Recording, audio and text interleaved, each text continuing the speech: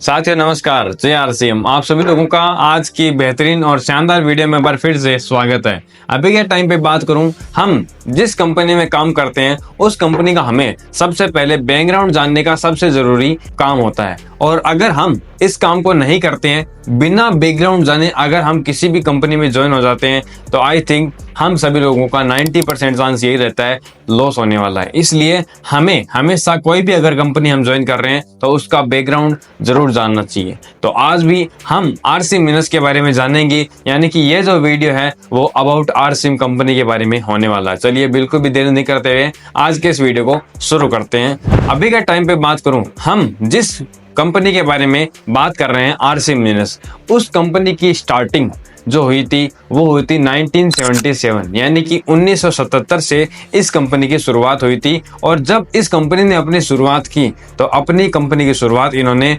Traditional market से की थी, यानी कि इन्होंने ट्रेडिशनल मार्केट में टेक्सटाइल उद्योग का काम किया। टेक्सटाइल अपना जो बिजनेस है वो स्टार्ट किया और लोगों से, यानी कि कंपनी अंदर कंपनी से अब अपना जो अदर ब्रांड है उससे ये टेक्सटाइल या जो भी बोलते हैं कपड़ा वो खरीदते थे और उसके बाद में ये बेचते थे।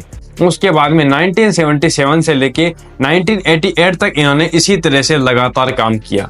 फिर 1988 से उन्होंने अपनी खुद की कंपनी, खुद का बिजनेस स्टार्ट किया और इन्होंने अपना खुद का फैक्ट्री डालना शुरू किया। और उसके बाद में इन्होंने अपनी पहली फैक्ट्री 1988 में भीलवाड़ा राजस्थान के अंदर डाली और वो फैक्ट्री भी कपड़े की ही थी, यानी कि कपड़े के साथ इस बिजनेस को स्टार्ट किया गया था।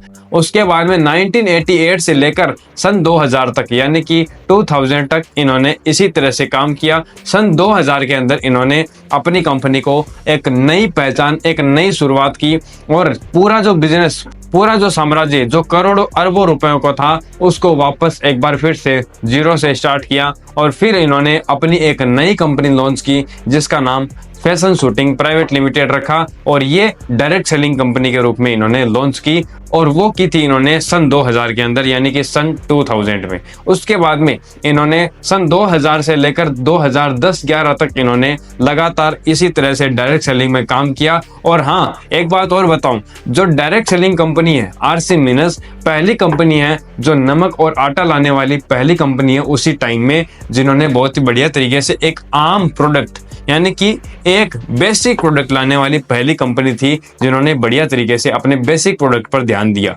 ना कि केवल एक प्रोडक्ट से। हाँ, जरूर एक प्रोडक्ट से शुरुआत की थी, लेकिन आज आरसिम मिनस में 400 से ज्यादा प्रोडक्ट है। अभी के टाइम पे आगे चलते हैं। हम बात कर रहे थे सन 2000 तक। सन 2000 से लेकर 2011 तक कंपनी लगातार अपने प्रोडक्ट में लॉन्चिंग करती गई, लेकिन सन 2011 में कई कंपनियों की जांच हुई जिसमें आरसिम मिनस को भी एक बार बीच में रोक दिया गया और उनकी भी जांच होना स्टार्ट हो गई। प्रोडक्ट की अच्छी तरीके से जांच की गई और जब प्रोडक्ट की अच्छी तरीके से जांच की गई तो आरसिम के जितने भी प्रोडक्ट थे सारे एक्यूरेट 99% सही बताए गए। इसलिए वापस एक बार फिर से टीसी सर को, जो उस टाइम पे जेल में थे और उन्होंने कड़ा संघर्ष किया, तो कड़ा संघर्ष करने के साथ में उन्होंने बहुत सारी ऐसी परिस्थितियां देखी जो शायद हमने अभी तक जानी भी नहीं है।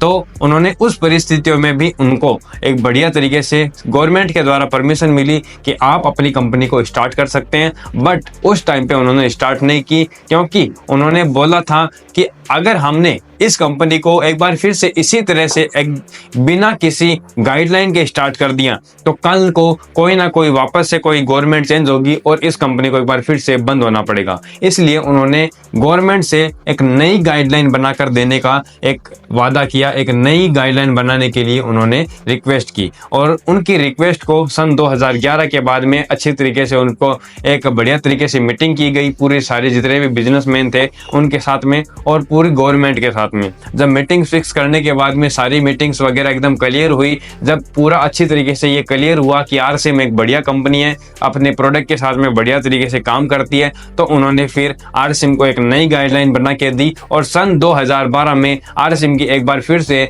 नई शुरुआत हुई। सन 2012 में, जो सन 2011 से लेकर 12 में, एक साल के अंदर आरसिम का बहुत बड़ा लॉस हुआ और बहुत बड़ा, मानो प्रोडक्ट में भी बहुत बड़ा लॉस हुआ, बिजनेस में भी बहुत बड़ा लॉस हुआ और पूरी पूरा का पूरा जो साम्राज्य था वो डायरेक्ट जीरो पे आ गया था। लेकिन आरसीएम ने हार नहीं माने। सन 2012 में एक बार फिर से अपनी एक नई शुरुआत करते हुए इन्होंने एक बार फिर से धीरे धीरे प्रोडक्ट पर वापस काम करना शुरू किया और सन 2017 में सभी कंपनियां, जितनी भी लीगल एंड एथिकल कंपनियां हैं जो अच्छी तरीके से काम करती है, किसी के भी साथ में धोखा नहीं करती, सब कंपनियों को अच्छी तरीके से गाइडलाइन मिली और 2017 में गवर्नमेंट के द्वारा सारी कंपनियों को अच्छी तरीके से, जो कंपनियां अच्छी तरीके से काम करती हैं इंडिया में, ईमानदारी से काम करती है अपने प्रोडक्ट के साथ में, अपने कस्टमर के साथ में, उनको बढ़िया तरीके से गाइडलाइन दी है सन 2017 में, जो भारत राजपत्र के नाम से हमें लॉन्चिंग भी की गई थी और हमने इस पे वीडियो भी बनाया था। अगर आपने नहीं देखा है, वीडियो का लिंक डिस्क्रिप्शन में आप जाकर चेकआउट कर सकते हैं। तो सन 2017 में सभी कंपनियों के साथ आरसीएम बिजनेस को भी बढ़िया तरीके से गाइडलाइन मिली,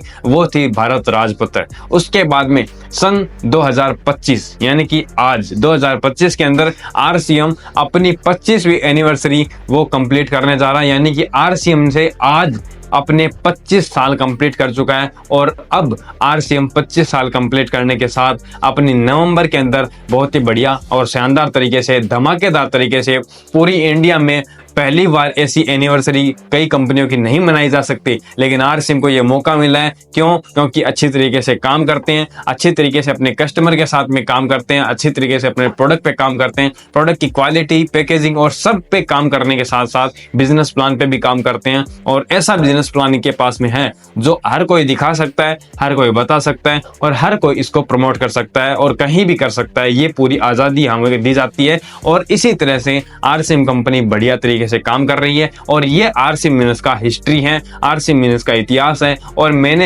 मैं बताना चाह रहा हूं आप सभी लोगों को कि आरसीएम ने जो अभी तक किया है शायद ना तो किसी ने किया होगा और ना ही कोई करने की सोच सकता है। अभी के टाइम पे आरसीएम ने ना केवल अपनी एनिवर्सरी मनाई, बल्कि हम जैसे युवाओं के लिए, यानी कि अपनी जो नेक्स्ट जनरेशन है, उनको भी बहुत बढ़िया तरीके से मौका दिया और नेक्स्ट जनरेशन प्रोग्राम भी हम सभी लोगों के लिए किया जाता है हर साल। आरसीएम के ऑलरेडी 2 नेक्स्ट जनरेशन प्रोग्राम हो चुके हैं और इसी मई के अंदर एक बार फिर से तीसरा नेक्स्ट जनरेशन प्रोग्राम अटेंड करने जा रही है। उसकी जानकारी भी हमें अगले वीडियो में आपको मिलेगी। अगर आप देखना चाहते हैं तो वीडियो को लाइक एंड चैनल को सब्सक्राइब अभी से कर दें, ताकि आपको अगले वीडियो की नोटिफिकेशन सबसे पहले मिलती रहे। वीडियो कैसा लगा वीडियो में कमेंट करके जरूर बताएं। तो आज का वीडियो तो नहीं, मिलते हैं अगले वीडियो में, तब तक के लिए एक बार फिर से नमस्कार, जय आरसीएम।